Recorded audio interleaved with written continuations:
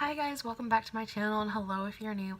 My name is Michaela. I am a 21-year-old foster mom making videos about motherhood, foster care, cooking, cleaning, hauls, lifestyle, all that good stuff. Today's video, I'm sure you can tell by the title, is geared towards family of foster parents. So obviously I talk a lot on here about foster parents, but I haven't mentioned families of foster parents because not only do foster parents get attached to these kids, but families do as well, and of course the kids get attached to them too.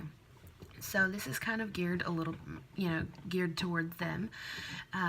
So if you are a family of a foster parent, first off, just like the one thing that I can tell you is just to support them and love them and be there for them, because this is hard. It is the hardest thing that I have ever done. And just having family surrounding me for me to talk to lean on, and just to come by here every now and then, just give me 5 minutes to go take a shower, that has been everything. We have been surrounded by family and love since my husband's sleeping back there, since we got our first little placements, and it has been wonderful. So just be there, be present. But the next thing I want to say is, please don't hold back from these kids. I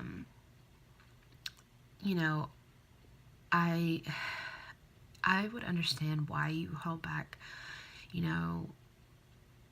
A lot of these kids are going back with their families, their bio families, or kin placement or something like that. They're not going to be staying, and sometimes that's not known, and you don't want to get attached and then have your heart broken. But you cannot do that with these kids. I'm begging you.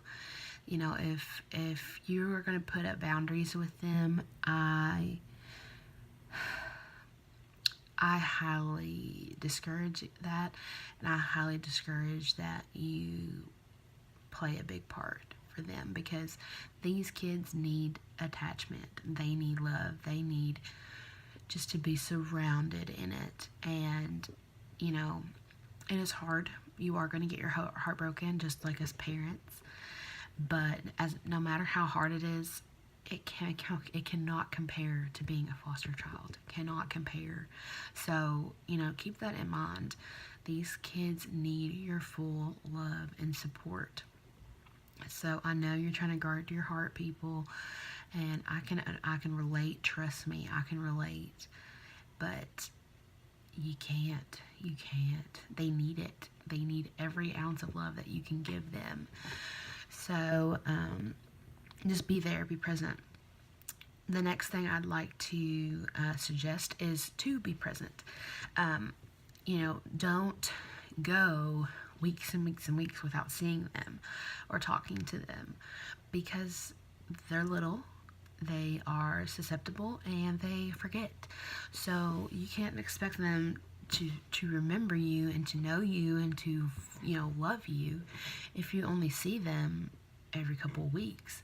Like, they're going to forget. So I just suggest you be a consistent presence in their life. And if kids need anything, it's love and stability and consistency. That's what they need. They need to know that, hey, this person's not going anywhere. They're going to be here. They see me all the time. And I mean, I'm not saying be at, like for our family, don't be at our house every day. Like, that's not what I'm saying. I mean, you can if you want to, but I'm not saying that. I'm just saying, make it a point to come and see them, or for us to bring them there. Just, you want to get to know them, and you want to stay consistent in their life. I think that's really important. The next thing I'd like to say is have something in mind for them to call you, because I don't know if the video will be going up before this one or after this one, but kids are very susceptible to call you whatever they hear you being called. So for my mom, it wouldn't surprise me a bit if our kiddos started calling her mom, because they hear me call her that. And it's very confusing for my 3-year-old, because I'll say, I'll be talking to my husband, I'm like, Dad's on his way, and he's like, Dad's on his way? Like, your dad? My dad. Like, he's just very confused. So, we've started to call my dad Poppy. That just came out of nowhere. So we just started calling him Poppy. So, whenever I say Dad's coming, I'll be like, oh, Poppy's coming. Poppy's on his way. And that helps them. And then they get to know him as Poppy. And then he will be Poppy to them until they, for further notice. So they don't have that confusion, because these kids are confused enough. So they need to know, especially if you're going to be a consistent presence in their life, that they need to know what to call you. They need that. And that makes perfect sense to me. Honest to God, the thing I was scared about most was introducing myself and my family to foster kids, because I was like, well, what in the world? Not only what are they going to call me, what are they going to call them? Like, what do we have them call them?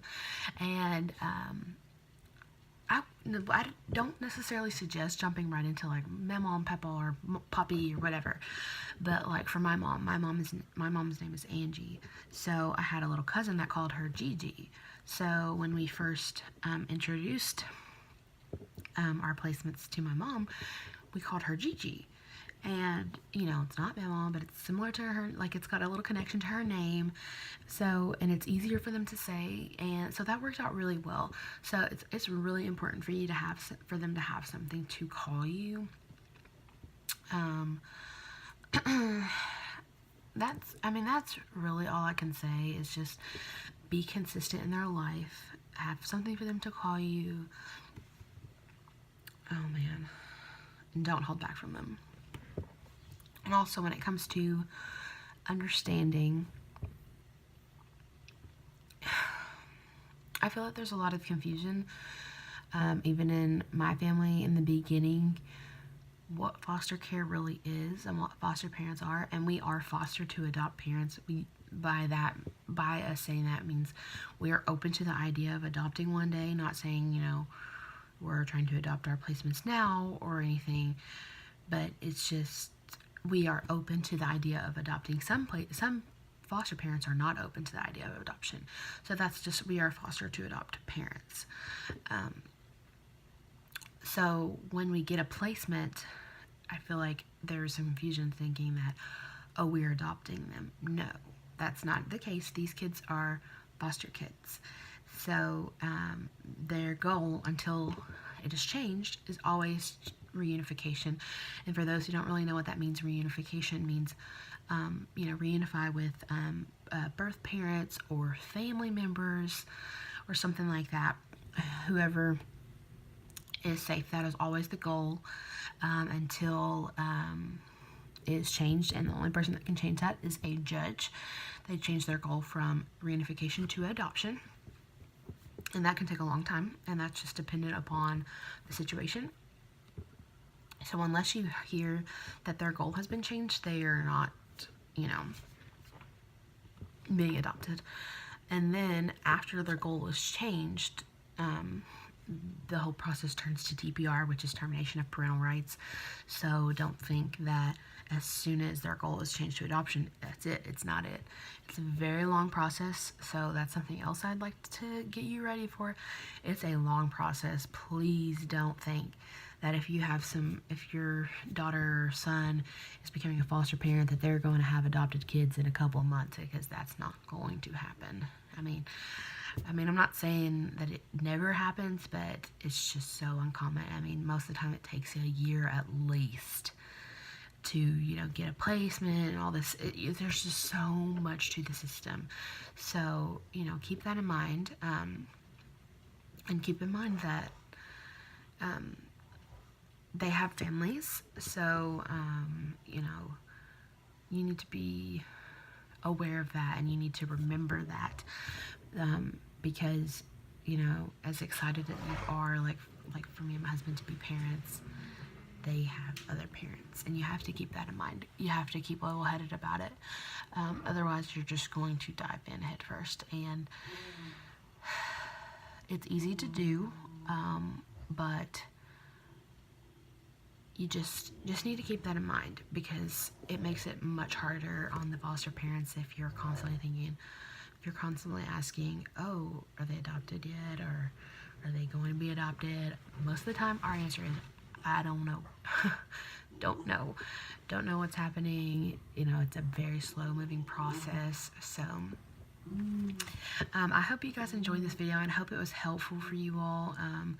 And I'm sounding like rude toward families of foster parents. I'm not. My family has been, and my husband's family have been terrific, 100% terrific throughout this whole process.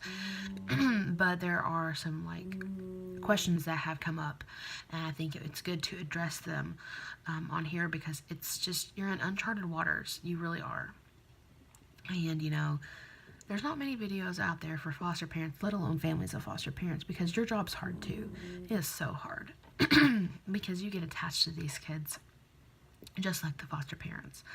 So I hope that this video is helpful.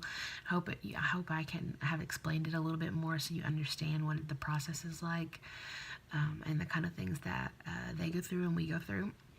But if you're interested to learn more about foster care, I will link my foster care playlist down below.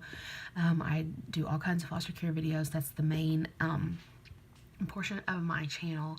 So if you found this helpful, don't forget to give it a big thumbs up. Let me know down in the comments that you liked and you found it helpful. And don't forget to subscribe before you go. And I'll see you in my next one. Bye.